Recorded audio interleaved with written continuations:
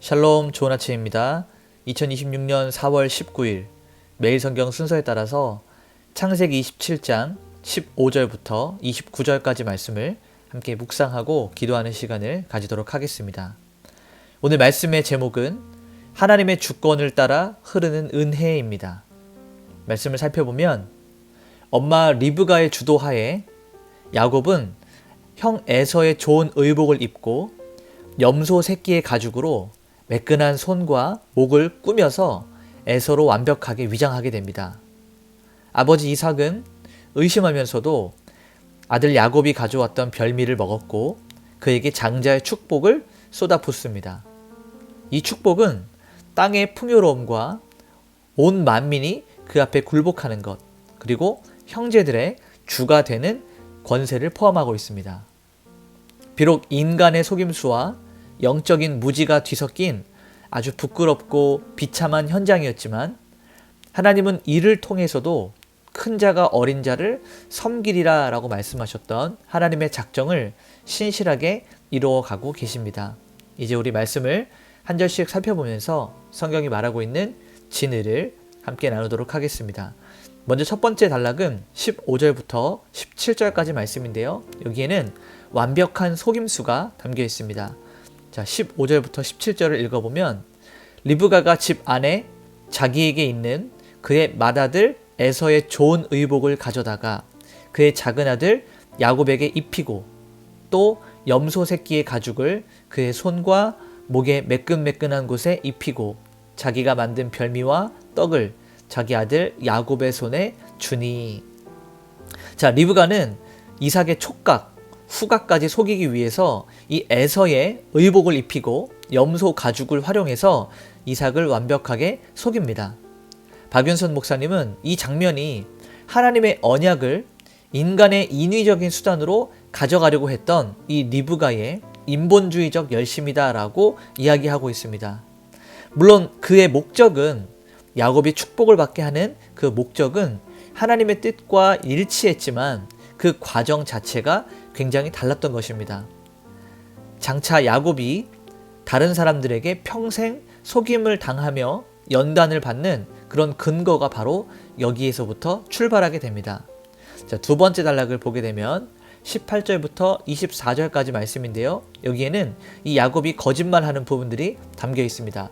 자, 18절부터 20절을 보면 야곱이 아버지에게 가서, 자, 이제 엄마 리브가의 그 말에 동조하고 열심을 다하여서 어머니의 일에 동참하게 되는 겁니다. 그래서 변장을 하고 아버지 이삭에게 나아가는 장면이죠. 자, 이르되 내가 여기 있나이다. 내 아들아, 네가 누구냐? 야곱이 아버지에게 대답하되 나는 아버지의 맏아들 에서로소이다. 자, 아버지 이삭이 조금 이상했어요. 그래서 누구냐라고 물을 때에 이 야곱이 자기는 큰아들 에서다 라고 이렇게 이야기합니다. 자, 이삭이 그의 아들에게 이르되 내 아들아, 네가 어떻게 이같이 속히 잡았느냐? 그가 이르되 아버지의 하나님 여호와께서 나로 순조롭게 만나게 하셨음이니이다 라고 고백합니다. 자, 이 야곱은 자기를 에서 큰 형이라고 속일 뿐만 아니라 자신이 하는 그 거짓말의 정당성을 확보하기 위해서 하나님의 이름까지 사용하는 아주 망령된 태도를 보이게 됩니다.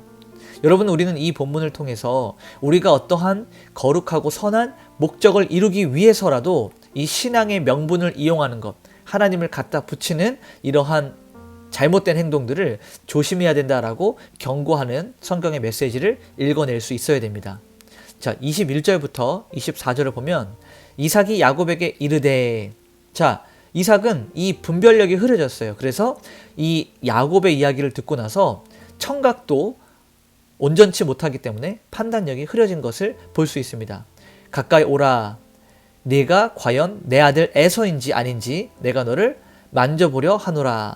자, 이제는 청각과 이 촉각까지 완전히 감각을 잃어가는 것입니다. 목소리는 야곱의 목소리나 손은 에서의 손이로다. 네가 내 참 아들 에서냐? 그가 대답하되 그러하니이다.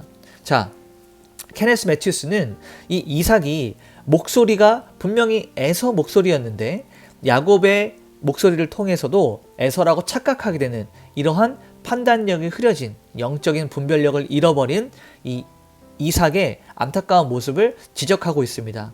목소리는 분명히 훨씬 더 본질적인 증거였지만 손에 있는 털을 만져보면서 외적인 증거에 의존하게 됩니다. 이는 영적인 안목이 어두워진 이 지도자가 처한 아주 비극적인 모습을 보여주고 있는 것이죠. 그래서 우리는 때때로 여러분의 지도자들, 여러분의 리더를 위해서 영적인 안목이 흐려지지 않도록 하나님 앞에 늘 깨어 분별할 수 있도록 함께 기도하고 중보하는 그런 마음을 가져야 합니다. 마지막 세 번째 단락을 우리가 살펴보면 25절부터 29절까지 말씀인데요. 여기에는 쏟아지는 축복과 그 언약의 확증입니다. 자, 25절부터 27절을 보면 이삭이 이르되 내게로 가져오라. 내 아들이 사냥한 고기를 먹고 내 마음껏 네게 축복하리라. 자, 이삭은 이제 완전히 넘어갔습니다. 그가 가까이 가서 그에게 입 맞추니, 자, 야곱이 아버지 이삭에게 가서 입을 맞추고 축복받을 준비를 하는 겁니다. 아버지가 그의 옷에 향취를 맡고 그에게 축복하여 이르되 내 아들의 향취는 여호와께서 주신 복, 밭의 향취로다 라고 이렇게 이야기합니다. 자, 이삭은 이 에서의 옷에서 나는 들풀, 이 수풀의 향기를 맡았고 그제서야 축복을 시작합니다.